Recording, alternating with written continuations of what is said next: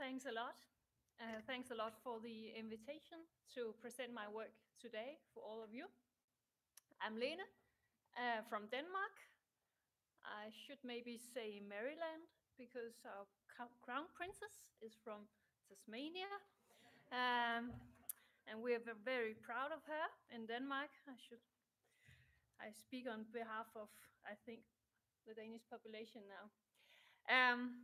I'm going to present to you my work on creativity. And I'm going to say more about creativity than about wit. And I hope that's okay. I'll give you a short idea of what wit is in Denmark, but focusing on creativity. And I will begin by apologizing because for me right now, it's in the middle of the night. So I'm jet lagged. And I speak in my second language, English. I would prefer to speak in Danish, but I hope it's okay. Human skills continue to be important. Transferable skills seems to be the key to the future. Jobs change, and that's why we need creativity. That's the easy message now. My own way into creativity research has to do with WET. I did my PhD on vocational learning. I studied apprentices learning. I found out how extremely creative apprentices were. Talking about STEM, we can definitely say that apprentices and vocational education plays a huge role there. I must also admit that it surprised me because back then I thought, as many people do, that creativity is only for the members of the creative class. Creativity is only for artists. Creativity is an academic thing, but it isn't. It is, as I see it, a very vital part of vocational education. And I think we should be proud of it and talk more about it and celebrate it. In Denmark, vocational education and training is a challenged field. 70% of a youth cohort choose high school instead of vocational education. Vocational education have difficulties attracting the cleverest, the best students. And one way forward, I think, is to be more proud about vocational education and what it actually contributes to our society. One of my major points today will be to give you a sort of a glimpse of what creativity is seen from my perspective. I want to give you a sense of the research that is going on, not only my own, but others as well. And then I'm going to present what I call a craft version of creativity, based on my research in VET. Yes. Yes, and I'm a psychologist, and I don't know how I came into VET,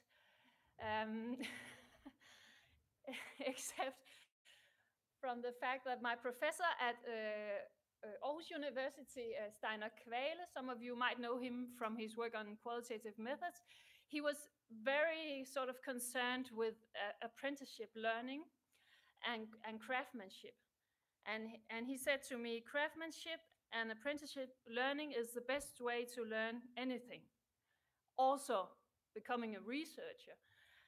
So that was my way into VET. I wanted to study the best way to learn and to see if he was right, and he was right. Before we can have anything or a thing as creativity, We need imagination, or some would say fantasy. The Russian psychologist Vygotsky, he said that fantasy and imagination is not contrary to rationality. It is part of rationality. This is a quote from a recent chapter written by myself and my colleague Sven Brinkmann, Oxford University Press. We write about imagination as a research tool, and we write about imagination as central to human existence. Imagination is, for example, important if we are to tackle climate change. We have to be able to imagine that the human hand plays a vital role in creating changes. That's just one example of why imagination is important. Another example would be that many of us think that our life is sort of a determined, planned thing, but it isn't. Every day we have to imagine our own existence. We have to write the manuscript of our lives. It's not written yet, and we need imagination. As a researcher, of course, you need imagination because you have to be able to imagine something that is not there already. And imagination is part of creativity and innovation. In Denmark, we talk a lot about innovation. Everybody celebrates the concept. They want more innovation. But what they tend to forget is that before we have anything as innovation, we need creativity. And before creativity, we might need imagination. So don't destroy it.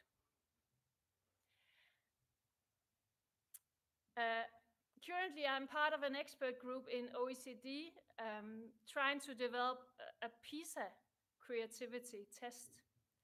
In 2021, the PISA test measurements are going to involve creativity. I think it's an interesting sign of the importance laid on creativity today that it is becoming part of the PISA test. I can say to you that it is extremely difficult to develop a test on creativity. In the PISA measurement, it has to be a 1-hour test in front of a computer. Yeah, but I can talk more about that later. But as part of the work, we are developing a framework. We're trying to conceptualize what is creativity. And one of the studies that we mentioned is this Newsweek. It's actually a magazine paper, but it is highly cited among creativity researchers because it says something about the importance played or the importance of creativity. It's the title of the magazine paper is The Creativity Crisis. You know, we have to have a crisis before we can do anything. And this crisis is a creativity crisis. And in the paper it says that, well, very many 1,500 CEOs say that creativity is going to be the #1 leadership competency of the future. And this is not to be understood in the way that, you know, a manager does not need to be creative, but she or her will have to at least enable others' creativity. And at the same time, the paper states that American children's creativity or divergent thinking testing score has declined for the first decade ever. So on the one hand, we have this discourse on creativity, the apparent need of more creativity. And on the other hand, we actually have numbers indicating that children are less creative than they have been before, measured on a divergent thinking test. And of course, these tests can be questioned, but at least it is quite interesting. There are a few explanations in the paper, trying to sort of address this, why do we see this? And one kind of explanation in the paper is that, well, we have across at least the Western world an increasingly standardized educational system where we teach pupils and students to answer questions already formulated and not making mistakes, answering right. And we have this tendency in Denmark, I can tell you, although we often try to celebrate the creativity of our educational system. And on the other hand, there's a hypothesis in the paper that, digitalization, computer, games, mobile phones prevent creativity. Some of you might heard that the French President Macron, he has just initialized a ban on mobile phones in French schools. So that's part of this very interesting thing that, again, we want digitalization, and then on the other hand, we say, no, because it can become too much and students can't concentrate. So we need creativity, but we are having less of it than before. Maybe, I don't know. Then we have, a row of studies, and all of them can be questioned, because how can you research creativity? What is it? Creativity is a typical definition in the literature would be to say that creativity is the new, the valuable, and the useful, or the appropriate. And how can you measure something that is new? Because it's not there, or it's not there. It's something that we are hoping for. So, but again, researchers are trying to study this because it's so difficult.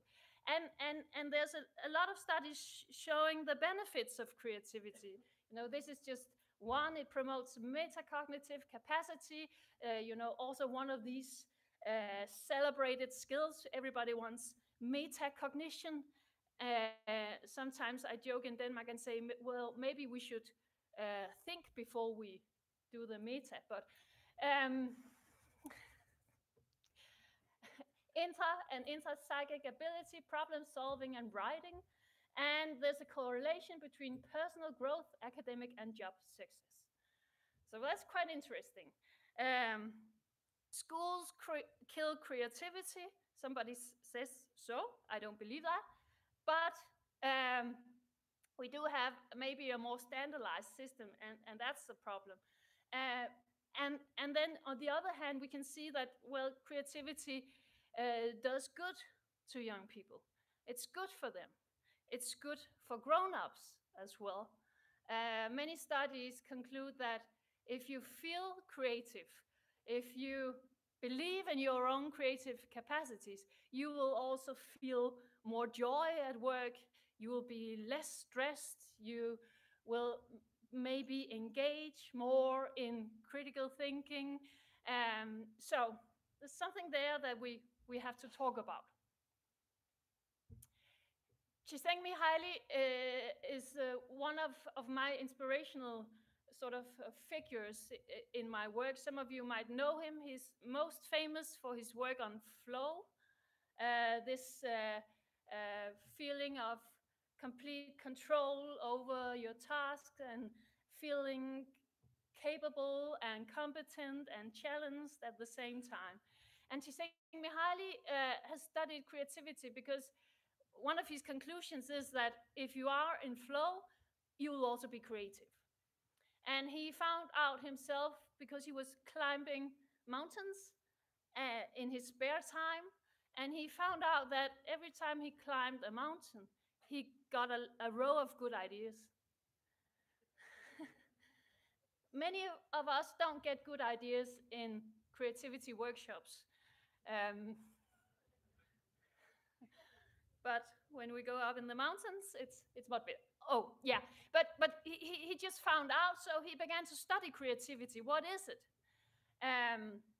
And one of the things that he was one of the first researchers to claim that creativity is no longer, as he states here, a luxury for the few, but a necessity for all.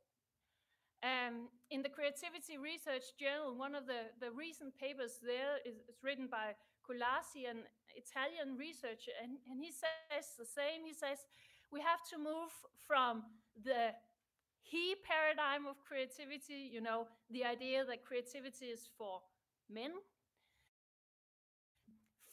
In historical time it was, because men were the ones having the jobs and so on. But men, you know, the big inventors, Einstein type of creativity, we have to move away from that image towards what he calls an I paradigm, a democratic paradigm. Everybody can be creative. And today he says we have to move even further. We have to move towards a more dynamic idea of creativity, a we paradigm, you know, a collective paradigm of creativity, because we have to work together to achieve some of the or to solve some of the problems that we are facing as a culture, as a society in our world. So that's quite interesting, that our ideas of creativity, they are changing and becoming, that's a positive story, becoming more democratic, more dynamic, more collective, maybe more feminine, I don't know, sorry.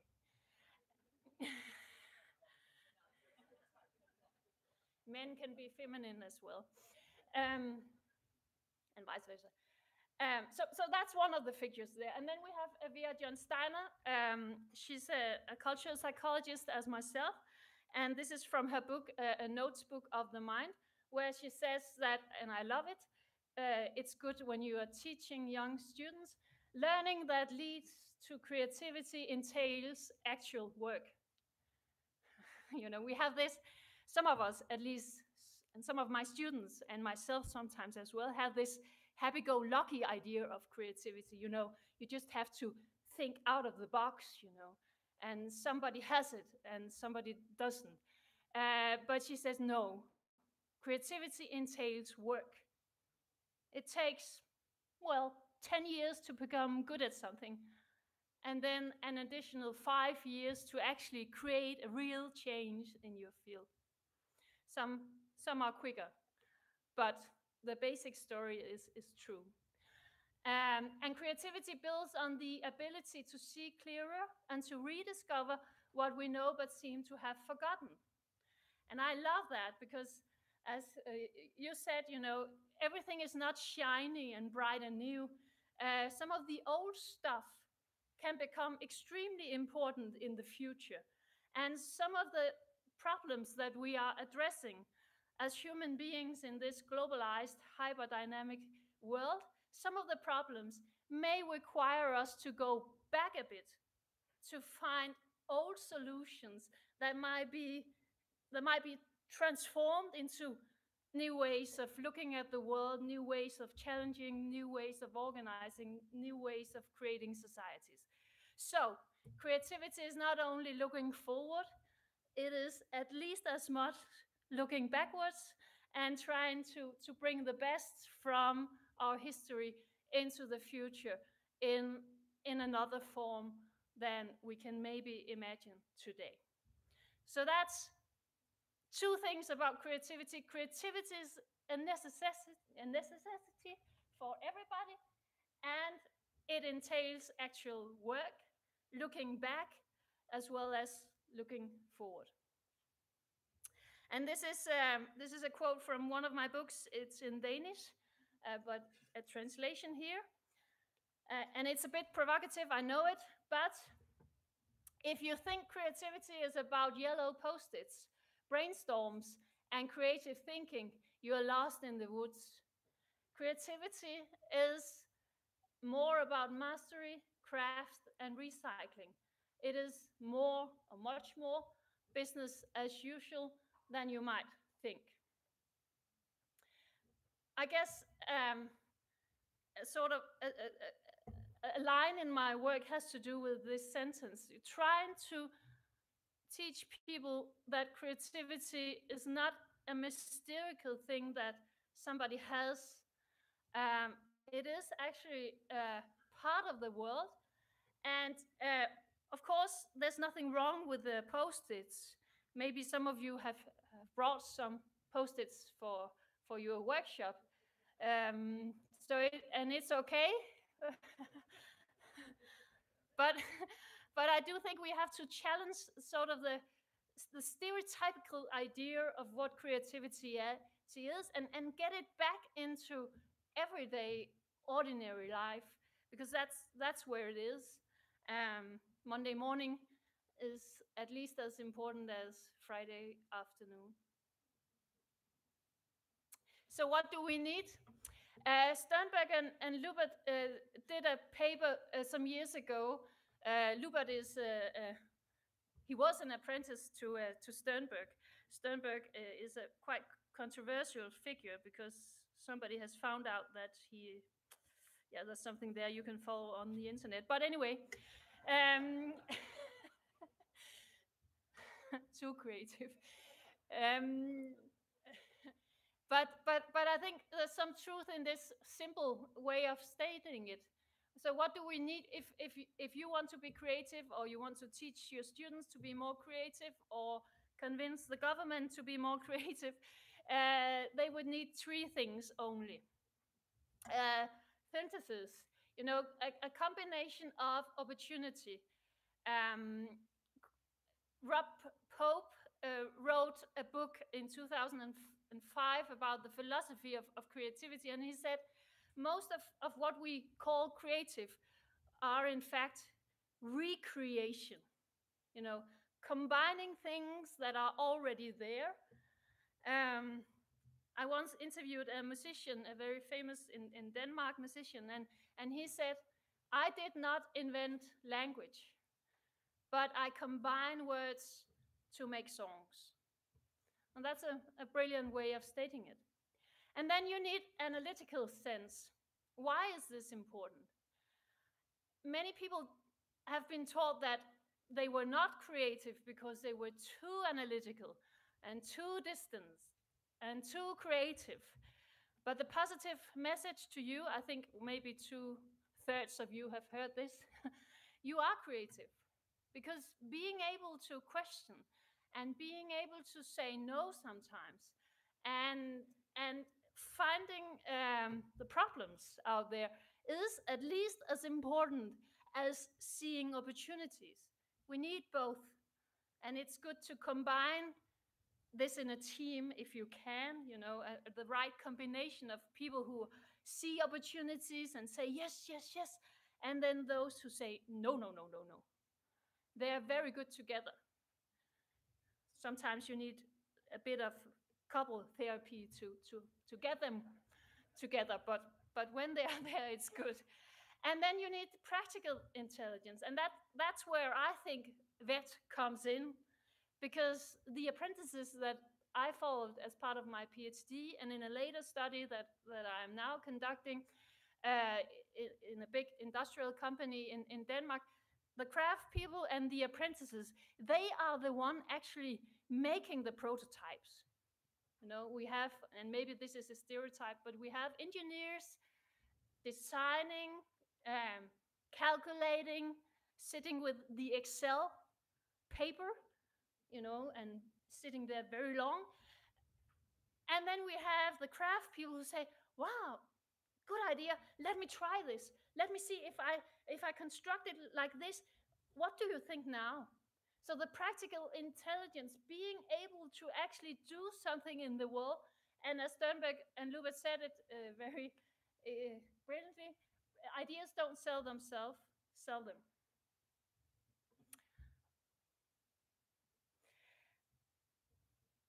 I've taken a great deal of inspiration in my work from architecture, and from this Finnish architect, Juhani Palasma.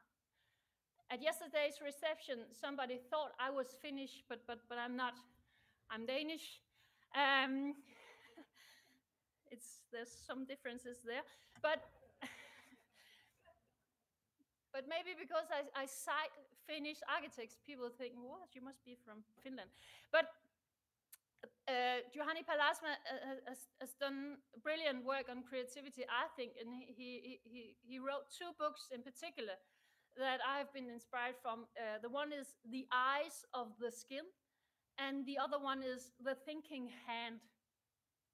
And the reason that I sort of love Palasma's work is that he underlines that creativity is not only a matter of metacognition and thinking. It is actually a matter of letting the body work.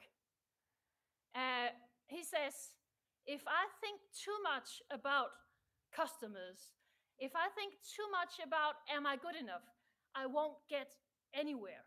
I have to dwell in and with the materials. I have to become absorbed in the work to be able to be creative. I have to let go of control.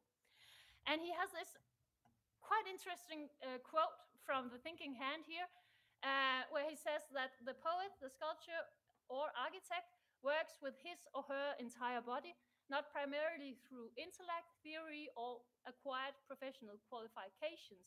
In fact, a lot of what we have learned must be unlearned to be useful.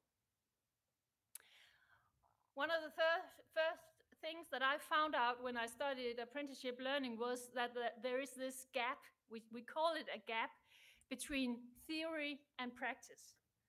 But maybe it's not a gap. Maybe it just has to do with the fact that to become able to do something, you sometimes have to forget what you have learned to be able to use it. And that's a creative process in itself, to manage this. Nietzsche, God is dead and so on. Yeah, sorry. it's a creative process. No, he actually writes about fading out. He says something has to fade out to give room for the new. And he talks about losing things as a positive, creative process where you can create something new because you don't have to sort of bring all the old stuff, or at least you can transform the old stuff by forgetting something. I like it. Right now, I do quite a lot of empirical studies on these, based on these ideas in companies in Denmark. Because I want to figure out if this holds true when we come out in the real world, as my student says. And we're studying inventiveness and innovation. And this is a craftsman who talks about what creativity is for him. And he says, well, creativity for me has a lot to do with trying to fit what we're working on into daily life as lived every day by the customers we're making it for. So creativity has to be used to almost rethink the value that appears out there where the customers are, where the space for it hasn't really been created yet. Of course, we believe that it's there and that we can create it and we can redefine how people do certain things, but it needs a certain openness. And perhaps that's a good word too, an openness towards how these systems are. They spend a lot of time navigating the systems. And some of you might recognize how you have to navigate the system before you can actually get to the work. And it can in itself be a creative process. But this is sort of, working it into daily life. I sort of think that captures the maybe a bit theoretical ideas from Palasma. And what I've done is that I've tried to develop a model or a graphic illustration. I think it is a graphic illustration of some basics in this field. This is my version of what we need in VET and in creative learning in general. 3 elements: experiments and fooling around. I wrote a book some years ago, 2014, called Fooling Around. It was the editor who chose the title.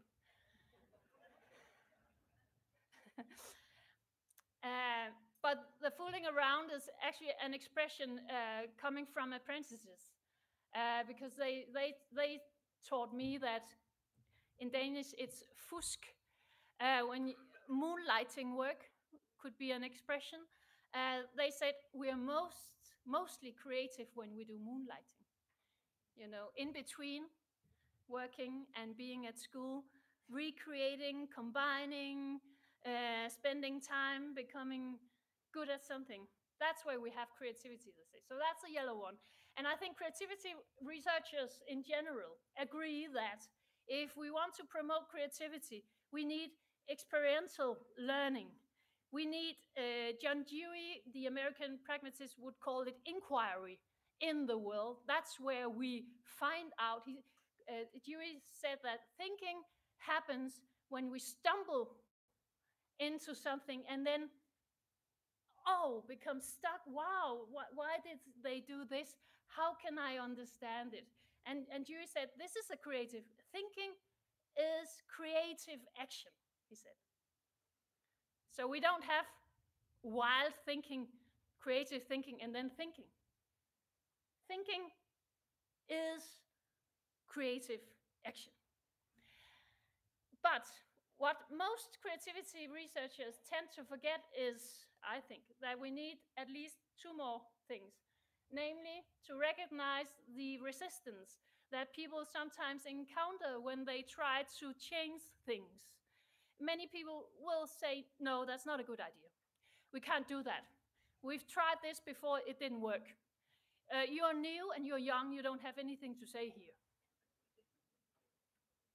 I was in the US some years ago, and they told me that in US, and I don't know if it's true, but it's only the professor who can sort of come up with ideas. That's not good. So resistance, recognizing the ability to overcome resistance, to work with resistance, to see resistance as a positive part of the creative process is needed. And that is where the educational system in general has a large role to play, because that's what many pupils and students do experience in school, a lot of resistance. And that's good, because that's part of developing their thinking, part of developing their robustness to actually do something. And then the red one is immersion. And it's John Steiner just in a figure. Sometimes creativity is a matter of going back to remember what was there before, to transform it into the future. So, as I say, in one of my books, I said that most people are most creative with something they know something about. Yes. And that's why the 10 years spent becoming knowledgeable about something is part of the creative process. It is not only a matter of attending a 3-week course on divergent thinking, although it might be fun, and that's okay. But it's not, it's not the story about creativity. It's a consultancy selling point. I have to finish in 4 minutes because I want to allow a bit of room for questions from you. So you can begin to think about questions now. So let me just finish. This is another quote. I could have brought many quotes, but just 2 here. Also a craft person from this recent innovation study.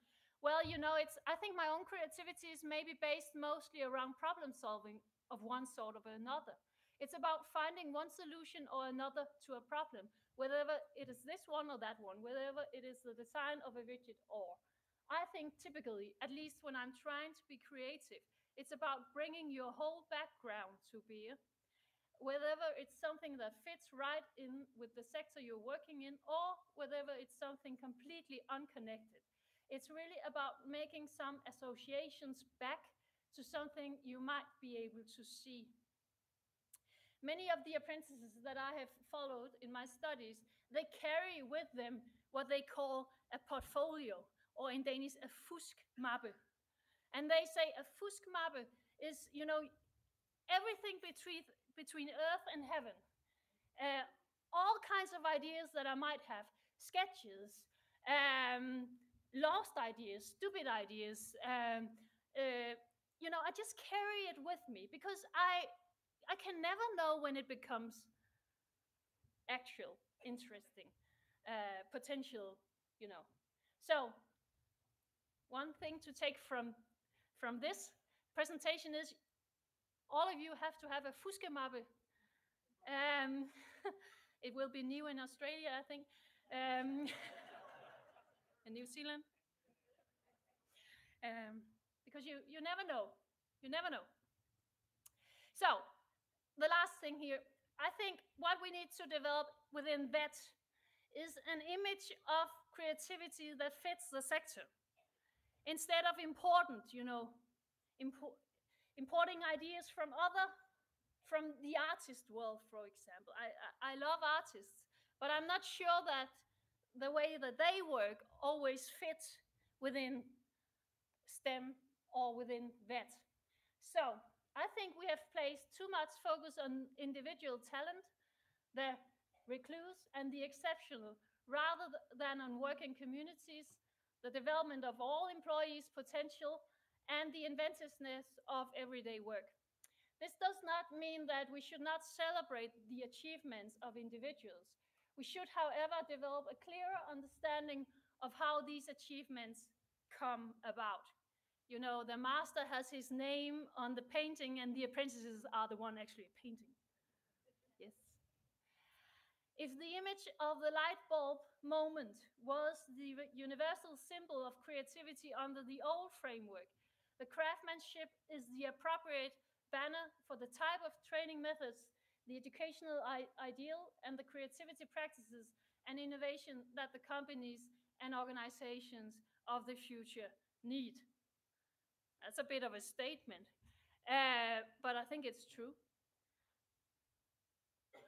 And we need intelligent actions and organizations that understand what really makes people more creative or not. Sometimes you don't need creativity. That's an important point. New ideas are not the product of a vacuum, but emerge gradually and cumulatively. For this reason, we must also settle the account that is forever pitting creativity against innovation, the generation of ideas against implementation, body against consciousness. And vocational education must respond to the new challenges relating to creativity and innovation by daring to highlight the importance of expertise in a field and mastery. And creativity must not be taught or thought of as a detached meta competence. I had a student once, he said, who is this meta? But something that develops when a practitioner immerses him or herself in experiments with and encounters resistance from the material being worked with. And creativity is not new. It inheres in all of us, and it only needs to be discovered and cultivated. So, the idea of instant creativity, forget about it. This is a quote from my American colleague, Ron Becchetto. He does brilliant work on creativity. He says, the idea of instant creativity is a result of a particularly American trust in gadgets and the injection of energy to speed things up. Thank you.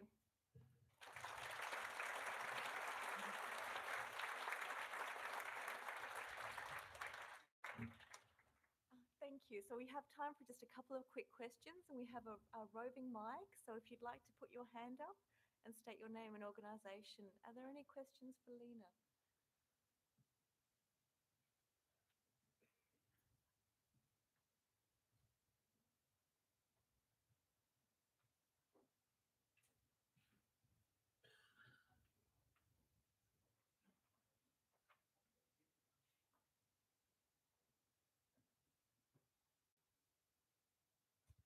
Thank you. Thank you very much for the. I enjoyed that. I just love creativity and just your passion, which is one of the things from a teaching point of view that I love is seeing passion in people. And you were very passionate, which really clearly came across. One of my questions, you're talking about fantasy and imagination and all those sort of things. One of the things that I also deal with is reality and non-reality. And I know that within the vet sector we're sort of in a non-reality sometimes and a reality. So can you comment about that, please? Yeah. What I forgot to say is that I have a lot of papers and book chapters coming up in books, and you can find me on Google, and it's there. But I actually wrote a paper last year. I can't remember the title, but it's something about the real and the unreal and imagination. And with Luca Tatteo, my Italian colleague, and I were trying to sort of place creativity in between the real and the unreal, and with both sides being real. Yes. So you're moving between both of them, moving between unreal and a real, is it? No. Yes. No. No. Of course, Sorry. Very good. But not in the process of creativity. Yeah. That's why we have to skip some of these ideas. Yep. Thank you. Bridges are still there and have to work and so on. I know. And one final question, I think, from the back of the room. Hi, Lene. Michelle Cicelli from NCVER. Thank you so much for your presentation, and a lot of what you said resonated with me. But in particular, at a personal level, one quote was that thinking is creative action. And I guess something that I always struggle with is that, and particularly from a research background, is, and in my work, having that precious time to think, that thinking time. And I guess that recognition from employers that it is so vital. It's and how do I fit it in with resourcing and all of that, and I think we do, and I think you've made the point. I think we sort of forget about it and just dismiss it. But it is so important to how we develop ourselves, but how we move forward with the work and think creatively and problem solve. So I don't know if you have any suggestions how we can, bring it up to employ. How do we make it actually part of our business as usual? Yeah. I did a chapter in a book that I co-edited called Creativity, a New Vocabulary. And I have a chapter in there called Creativity, Business as Usual. And a lot of suggestions in the chapter on how to actually make this part of management.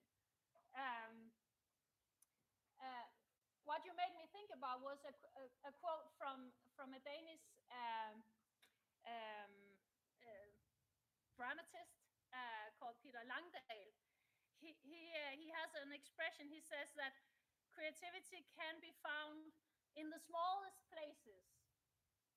So sometimes you only need 5 minutes, Sometimes you can sort of create a creative space in a hassle-some, stressed life.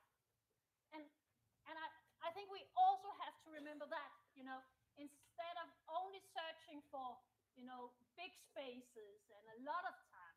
Because sometimes when we have a lot of time, nothing happens.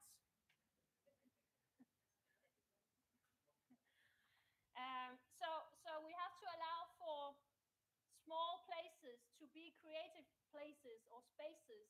I like the idea of a space. And then allow for detours. That's another book where I also wrote about detours because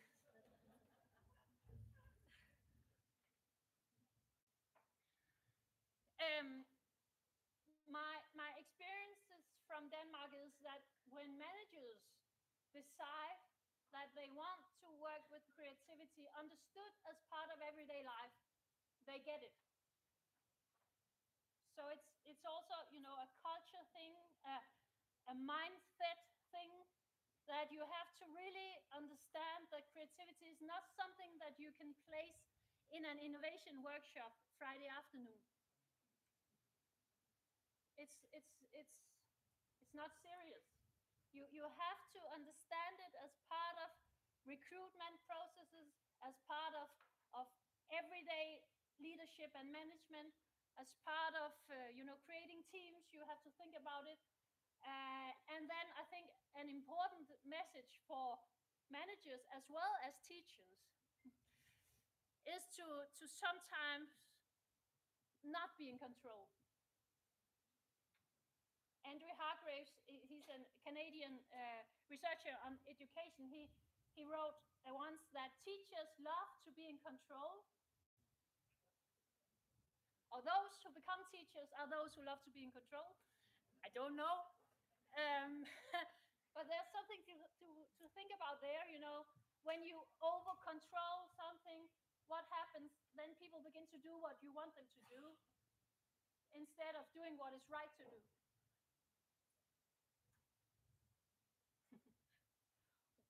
Please join me in thanking Lene for coming all